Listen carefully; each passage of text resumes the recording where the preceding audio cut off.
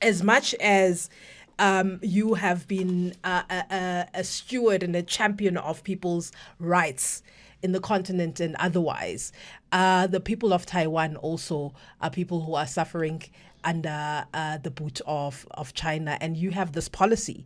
You believe in one China policy.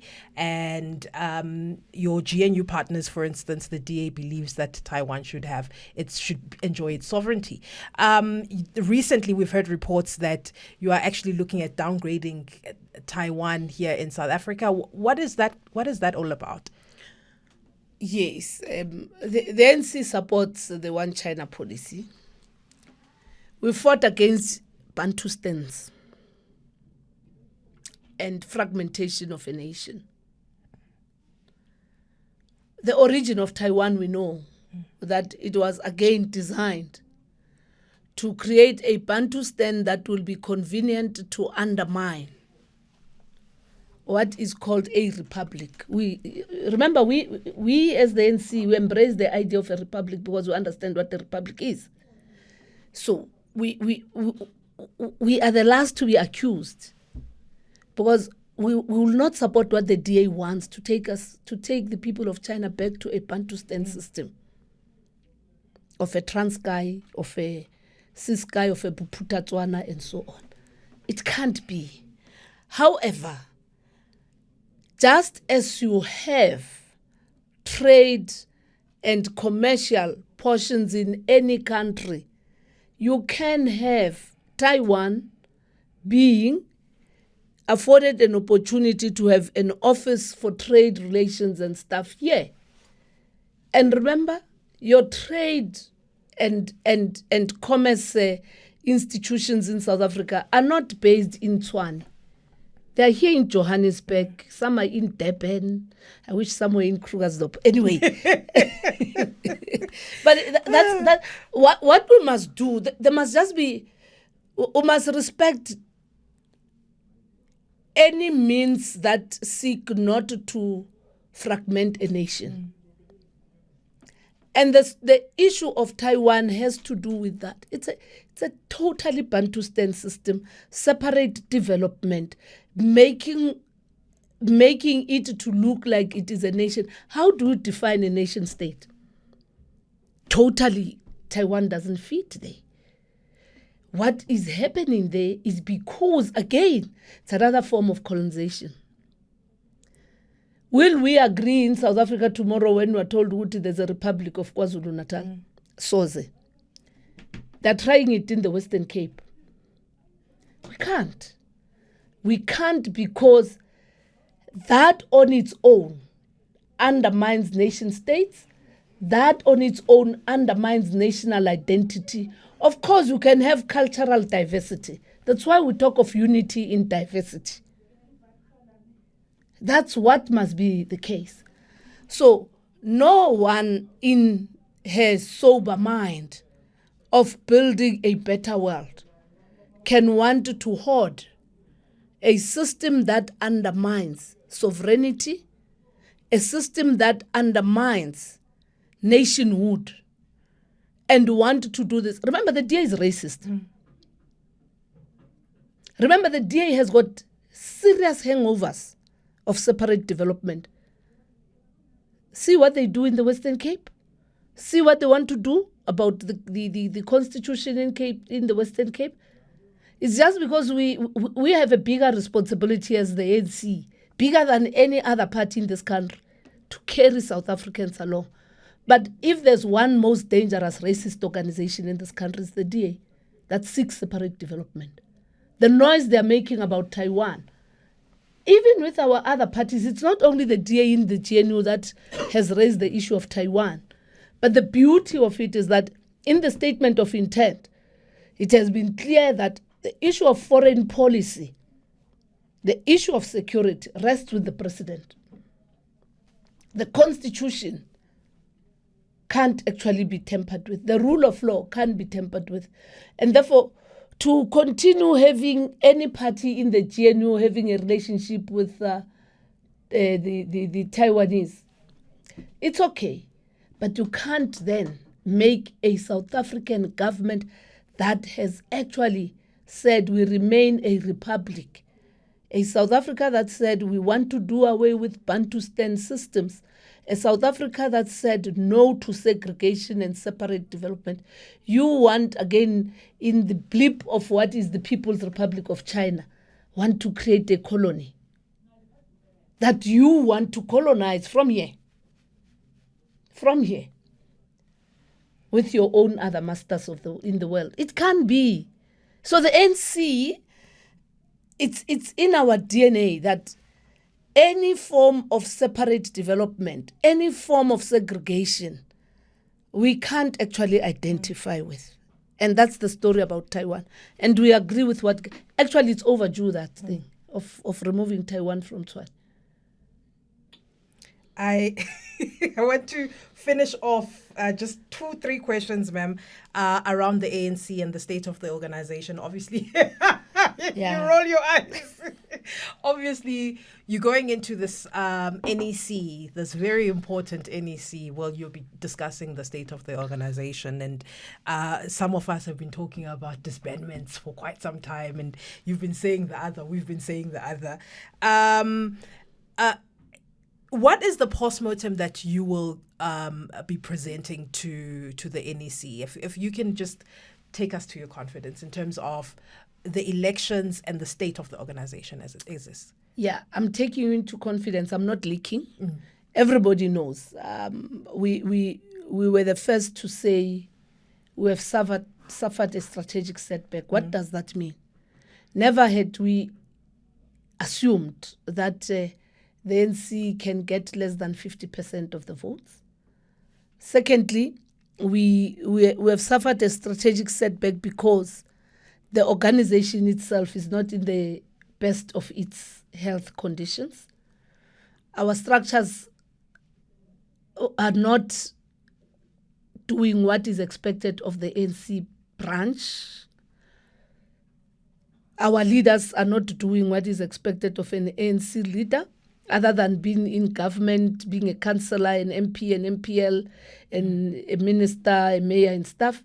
We've not been doing much in terms of community activism, because the NC's survival up to now has been based on activist leadership, branches that work for communities, and not branches that are going to be vibrant because we're going to local government and stuff.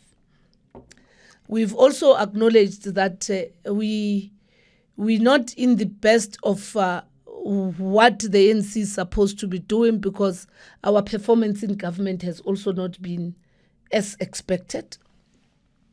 Fourthly, we also appreciate that in as much as we suffered this strategic setback, many of the South African voters didn't vote for other parties. They opted to stay at home. So what we're going to be discussing is how do we repurpose and repackage, renew the ANC such that we have meaning and relevance to the majority of South Africans who didn't vote for any other party. And how do we make the ANC to not be a party of members who join the ANC and are not doing anything for the community? Because the ANC must be a party of members who are coming in because they want to help society. So that's what we're going to be doing in the NEC. And of importance is that we also want to show that renewal is not witch hunting. Renewal is not punishment. There's a big shambok that the NEC is going to come with and decide who must be disbanded and so forth. We have not been to all provinces. We still owe KwaZulu-Natal a visit. We still owe Gauteng a visit. We never actually discussed with Gauteng. We received the report and we left. So we need to come back to those issues. Of course, there are developments since those visits. Of course, there are developments across. In actual fact, we are the first who have accepted that whilst we have lost Gauteng and KZN, which are very strategic, we can't compare them with anywhere, any other province. But we didn't do good in all provinces. We went lower in Limpopo. We went drastically lower in KwaZulu, in Mpumalanga. We didn't do well in the Northern Cape. We didn't do as expected in the Eastern Cape. What shocked all of us is how Northwest performed. It's the Northwest that actually moved the needle, other than any other province. So we need to look at those issues, included in that it's where the votes come from. The rural vote is very important. Women and youth, women cut across. Young people, rural, women are there. And therefore, how do we then package our programs? And how do we then deal with the motive forces that we have created? The black middle class, you guys here in Gauteng. As in phone. Yes. The black middle class becomes an important sector because it's our creation. What is it that we are not doing? Or what is it that we are not communicating? And what is it that they are not doing? Because again, when you are a beneficiary of a system, you must also make sure that the system works. You must also protect the system. Staying away from the ANC poses a threat on your own fate. Some people were actually calling me, I don't know when last did I talked to them after the results. Hey, Nomvula, you people try and solve this thing. Pela, we're in trouble. After the fact, people were now worried that they didn't go and vote. Not talking about an ordinary somebody in my street in Kagiso Street, no. Talking about somebody in Bryanston. Somebody who runs a business. And I think all of us, we need that dialogue, and hence we support the national dialogue. We are going to be reflecting also on how we see our role in the national dialogue, so that all sectors of society make an input about the South Africa we want. Everybody was on a not everybody. Most people were on the ticket of change, and change has happened. But imagine if the ANC would have opted to go and sit on the other side and be an opposition. We didn't do it because we had to save this hard-won freedom. I want to, and you touched briefly on the mechanisms to rectify what went wrong. But holistically, in fact, when we look at disbandments, you've said time and time again that disbandment might not necessarily be the answer. But what are the consequences? Have you looked at the consequences of disbanding and the consequences of not disbanding? Yes. Yes. And can you give us a picture of what that Let would me look tell like? you what are the consequences of disbandment. You walk in there, you're saying you must first give the explanation why you're disbanding. We don't have those answers. We must also be able to say, we tried to help you, awuva. You're not listening. And precisely because you are not cooperating, then we're disbanding. We have not done that. We went to these elections. These were national and provincial elections. We were part of them ourselves. What has been our role as the NEC? So, until you have answers to these, you can't then go and look for somebody that you must disband. Of course, there were signs, and those signs don't necessarily then say, therefore, disband, because we saw those signs, and what did we do? As the NEC? Yes. We saw those signs, what did we do? Were we hegemonic as the NEC? I'm not sure. That's why we must go and discuss. Therefore, the minute you disband, you think people are just going to disappear like thin air.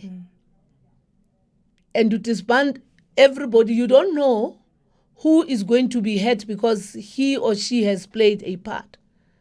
And one of my own, I've not been long in the NC, not been long, but the little time I've been a member of the NC, the NEC, the ANC, the ANC, ANC, leave the NEC gates just yesterday. I've not seen the ANC growing or maturing out of disbandments. Instead, I see the victors and the vanquished because of how it is handled. You get what I'm saying? It's about how you handle it, so that then there are no ill feelings. Let those who are disbanded appreciate what, yeah, we deserve to be disbanded because we failed, we're told, it's correct to be removed. That's what you need. The issue of disbandment I've partly answered. If comrades are not going to comply with the plan and what is to be done, and are not doing what has been agreed upon, which you are going to be looking at this weekend, hereafter there won't be any excuse of not disbanding. It sounds to me, ma'am, because what you're saying is, I had a conversation with someone who is also a leader, former leader of the ANC, who said that part of the mistake that you would make, especially during former President Zuma's time as president of the ANC and Mr. Gwede Mantashe's time as Secretary General. Of course, I know that you will not speak ill of both of them. They were your leaders at that time. Is that you would disband. And when you disband, then you would form this structure, this interim structure, with both factions. And then it becomes, it does very little to solve the problems. Instead, it becomes a platform for the next elections. So you did not solve the problem, you created another problem.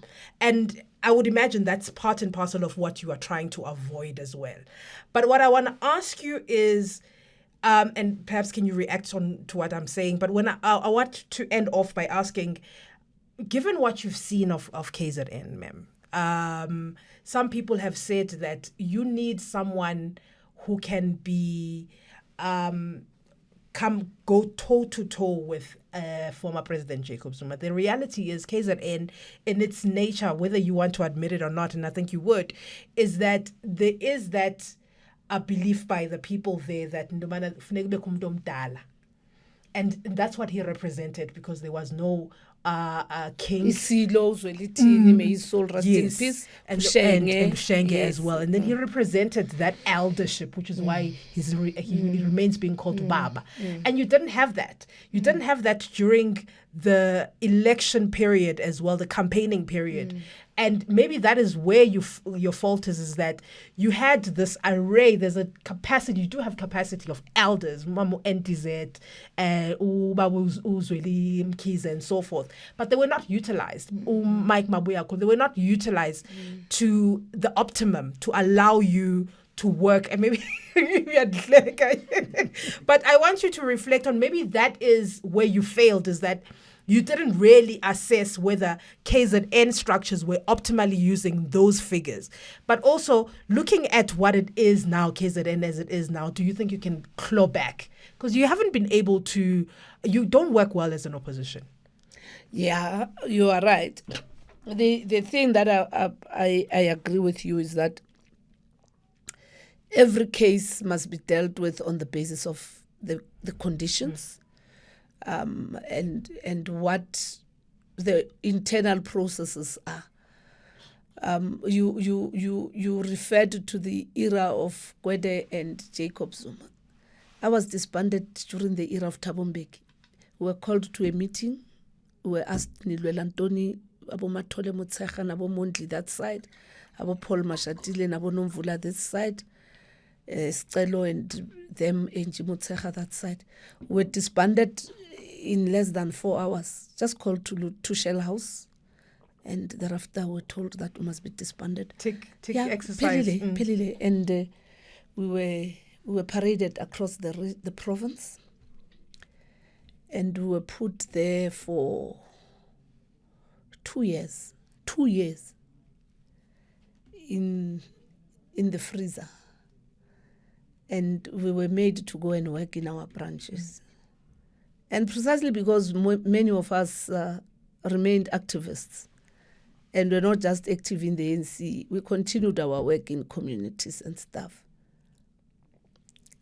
From there, they put a team that was not a team of anybody who has an interest of standing and serving in Gauteng. It took a provincial conference after that 2 years to resolve that David Makura must be the secretary. When there was a decision that no one who was part of that interim leadership group must be in the leadership. The reason why I'm making that example is that it is because we thought we're just being called on that day and being disbanded, only to find that the NEC itself has been observing and reprimanding us over time about the misbehavior of Gauteng. And we're all not listening. And abanye bebevuyile ngithi kuphethe uzizi amaXhosa bevuyile laphana. So sintandane zasekagiso zase-Alex, we had to take care of each other. But what worked was that the thing that I'm saying, it didn't take 2 days or whatever, it took just 4 hours. It's because the NEC was able to say, we did this, we said this, we did this, we said this, we called you, we did this, you have not listened, we're done with you. There was stability. There was stability after that. And all of us, we emerged again from the branches to be leaders. And here today we're both officials, myself and Paul. Mondli is still battling in the NEC there. You'll hear it from him, I'm sure. Yeah, I have a very funny relationship with Mondli. Yeah, no. We've never agreed on politics, but we're buddies, eh? No. So what I'm trying to say is that that's what we must do even now. When you renew, you don't bring a big rubbish bin. You look at what do you have. Is it able to take you through this transition? And that's what we must do with KZN. We've not done that. Everybody does the analysis. I also subscribe partly to what you are raising. Tikona le nto ukuthi amaZulu afuna umuntu omdala isilwa sekho ushenga sekho nangu baba. You get my point? And we need to look at that, and you look at where the MKP took votes. Mpumalanga, Mkhondo, KwaZulu-Natal and so forth. It was about that. Will it be sustainable? I don't know. What we must be bothered about is the ANC. But also what we must understand is that it didn't campaign. They worked within the ANC. Therefore, we must know, are there sleepers in the ANC? And who is a sleeper in the ANC? And do we really now chase everybody out? What are the processes that we are going to put in place?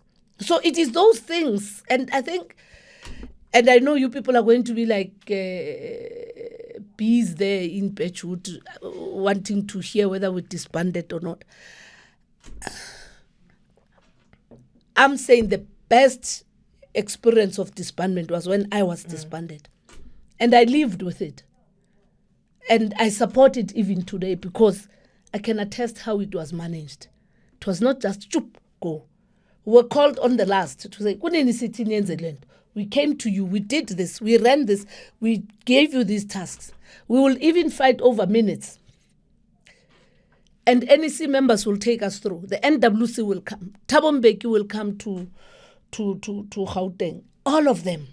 But we're focusing on fighting each other because we thought we're fighting in defense of the national leaders. And the national leaders just told us that the ANC is bigger than them. And they removed us. So we must do that even with this period. We must do that. You are raising the issue about the capacity. Yes, we are reflecting. The ANC did provide that capacity and support. It might have not been utilized, and that's why I was laughing, because I don't even want to speak about what we did and what was not done. We'll deal with it there inside the Birchwood. One of my weaknesses is exactly that I don't want to preempt the deliberations. I enjoy speaking in the meeting.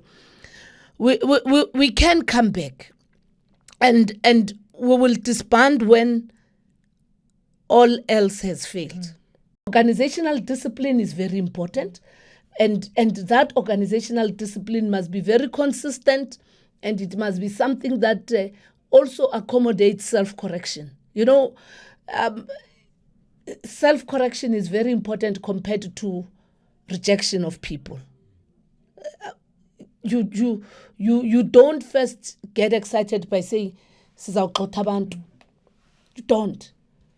When you are a leader, you hold one and help them to grow. And sometimes you look at the person and say, "Oh, khulile man, you're so different," because the person has learned out of his or her own mistakes. We must guard against those who believe that it was easy for them when they led the ANC. And now, because they are older in years, they can decide ukuthi abantu mabaxoxe. Sivotelwe nathi ngoku, we are the officials. And we can't outsource our authority and our responsibility. Let's give President Ramaphosa and his collective the space. Let them reflect intensely on these issues. The last thing you must do, like you do in your family, is to chase somebody and close the door behind a person without giving a person a chance of learning, of growing. That's what China does. Chinese, everybody tells us what China executes people and stuff. How long did it take them to reach that stage of executing people? What did it take them? It took political education. It took community work. Every leader of the Chinese Communist Party, they belong to a cats association, dogs association. They look after senior citizens in their communities. They share what they get with their communities. When you falter having had an opportunity of being given an opportunity to grow. Don't subscribe. There's no rubbish bin for a child. But also, I've not seen 200 people coming back to the ANC after we've dismissed anyone.